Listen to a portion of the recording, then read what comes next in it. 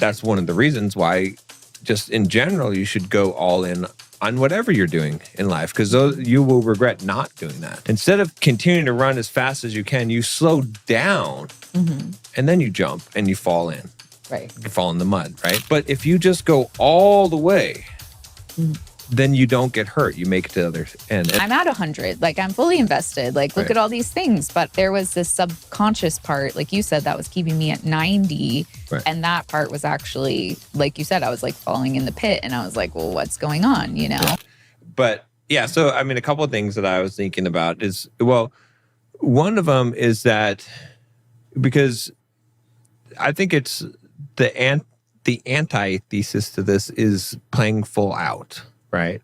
Which we talked about being one, but like going all in, you know, and that's what we're afraid of. Right. But if I look back at my life, I don't have a lot of regrets in life, and I think most people would find a similar thing. But the things that I do regret in life are things like, I wish in that race I would have pushed a little harder or gave it my all or not quit at mile 36 or whatever. Like, I wish I would have just pushed a little harder and kept going, like put it all in. Those are the regrets I have in life, is anywhere where I was like, I wish I would have just did a little bit more, pushed more, you know, gave everything that I had.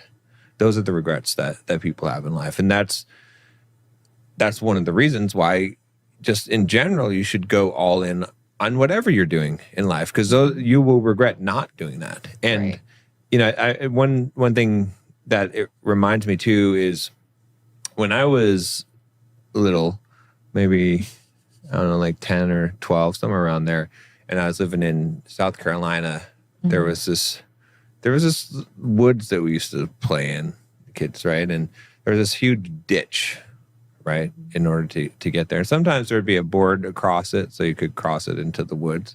Sometimes there wouldn't be. And when there wasn't, you had to jump the ditch. And it was a good, 10-foot span you had to jump. It was just jumpable, right? If you ran as fast as you could and you jumped as hard as you could just barely make it to the other side. But it was a deep ditch. It was like 8-foot fall if you missed it, right? So I remember as a kid, I remember trying to jump the ditch, and you see that ditch and you're scared, right? And so you're running as fast as you can, right? And then for some reason, instinctually, as you're getting close to that ditch, instead of continuing to run as fast as you can, you slow down and then you jump and you fall in. Right. You fall in the mud, right? But if you just go all the way, then you don't get hurt. You make it to the other end. And I think with a lot of things in relationships, what people do is that they have that fear. And instead of going all in, right, instead of saying, I'm just going to go full into this 100%, they go 90%. And 90% is the worst percent, because that's where you fall into the pit. If you go 0 or 10%, right? Even if, when I was a kid, sometimes you would see someone go and run, and they'd be running as fast as they could, but then about 5 feet before, they'd slow down and they'd stop completely, and they don't fall in the pit. It's only the people who give it 90% that fall in and get hurt. And so a lot of times people have life experience where they're like, well, I gave it. I went, and that's how I got hurt. And many times what's happened is that they're recounting the story from going 90% instead of 100%. I'm not saying that you can't get hurt at 100%, but your likelihood is much less, right? You're creating scenarios where you're going to definitely get hurt when you're at 90%, because that's the formula for getting hurt every single time is 90%. So you have to go 100% full into things and let go of that fear, because the fear is the thing that actually ends up hurting you. And we call it self-sabotage. That's what we call it, but that's what it is, Right. So. Well, I actually have a John analogy, too, to go with yours. So our daughter got hurt dancing, right? She loves to dance. Yeah. And she's a little afraid to do the move that hurt her, right? Which is natural. Like, she got hurt really bad. She was on crutches. Yeah. But at the same time, if she allowed that to never let her dance again, something that she really loved to do, which you and I both know she's not going to do that. Right. And I know that one day she will even do the move that hurt her because she loves the dancing part so much, right? Like she learned how to better handle it, how to maybe like notice within her body, like I'm pushing it too far now. So she learned from this experience, but it's not going to keep her from never doing it again because she loves that thing, right? Yeah. So if you love the person you're with, and even if in the past other people hurt you and they did these things, you learned something from that. Right. But you shouldn't be allowing that to keep you from fully investing in the thing that you love, right? And that's also what I was subconsciously doing to you, right? Like I had these fears that like I was like, I'm at 100, like I'm fully invested, like look at all these things. But there was this subconscious part, like you said, that was keeping me at 90. And that part was actually, like you said, I was like falling in the pit and I was like, well, what's going on, you know? Yeah. But it's easier to view it in a way of something that you love because like, okay, at the end of the day, I'm not going to jump out of an airplane. I don't want to do that. That risk is not worth it to me. Right. But being with the person I love or doing something that I love or, you know, things like that, that's worth it to me. Yeah. And so, and if you feel like your relationship's not worth that to you, then that's a whole nother thing that you should probably think about because it should be. Like your relationship should make you want to confront your fears and not allow that to put turmoil in your relationship. Like things are going to happen. I'm not saying we're not ever going to have a problem ever again, but me recognizing the fear and how it was dictating my life and what it was doing to keep me from being as close to you as possible, that was worth recognizing, and it's worth throwing out the window because there's a part of me now that's like, okay, well, I obviously know how to protect myself. I was doing that even when I didn't know that, but I don't need to do that. Like I don't need to have this fear. And even though these things have happened to me before and I've been in these situations, which is what caused the fear, I get to choose whether I live from that fear and allow it to dictate my life or not.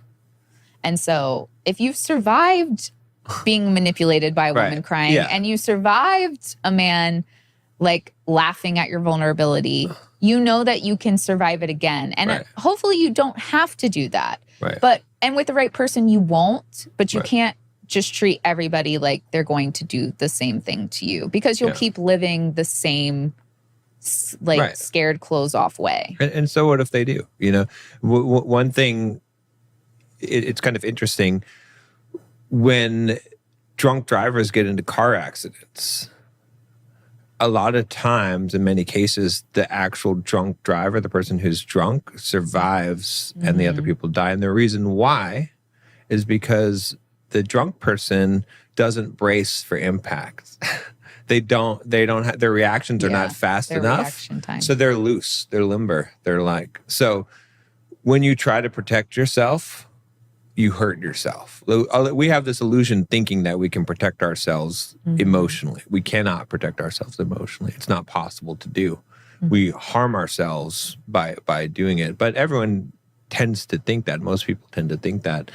But when we let go of that, then we're actually, it's even just like we were talking about before the podcast about the guy that messaged me and he's like, F you know, I won't repeat the words, but you know, a not so good terminology for a gay man, you know, he called me a lot of stuff, right? And I responded to him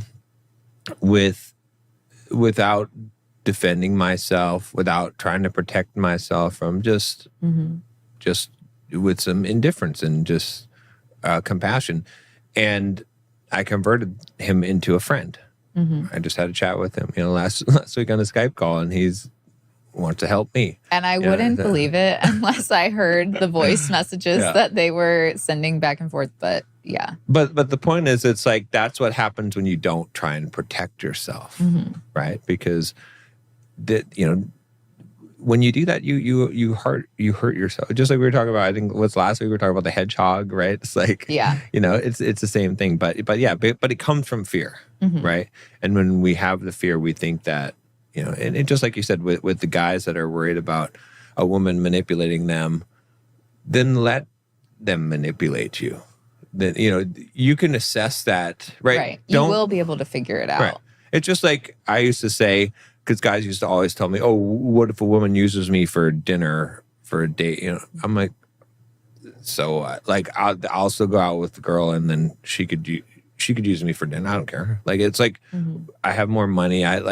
She'd be stupid to do it, right? Because you're missing out on the best part of right, the situation. exactly. Yeah. So, and you're gonna just burn me, and then I'm never gonna, like, you have no chance with me now. If you want to do that, go ahead. So I'm going to allow people to, if they want to do something nasty, I'll allow them to do it. It's fine. I'll survive. I'll be fine. I'm not going to let it change me and make me try to protect myself and not live full out in life, right? Whatever it is, if I'm going into it, I'm going to it 100%. But that's the thing. So I think a lot of guys are afraid of that, and they're afraid that they're going to get used or manipulated. And you have to just say, whatever happens is going to happen, but I'm not going to change who I am, right? It used to be, same thing I used to tell guys all the time is about how I'm not going to allow who someone else is to define who I am. Right. So if someone disrespects me, I'm not going to disrespect them back, because that now I'm letting them change me. Right. And so, so that's the thing that guys have to keep in mind, is that no, it doesn't matter. Like, maybe some women could use it to manipulate, but in many cases also, when someone is crying or they're upset or they're being vulnerable, you can tell, first of all, what genuine vulnerability is. But in that case, even if someone is trying to manipulate you, it probably does mean that they are trying to get empathy, or like they're in a situation that they do need something. You know what I'm saying? So just ignoring them or acting hostile is not the answer, especially when you're doing it from a protection, you're trying to protect yourself standpoint. Then it's not the right answer.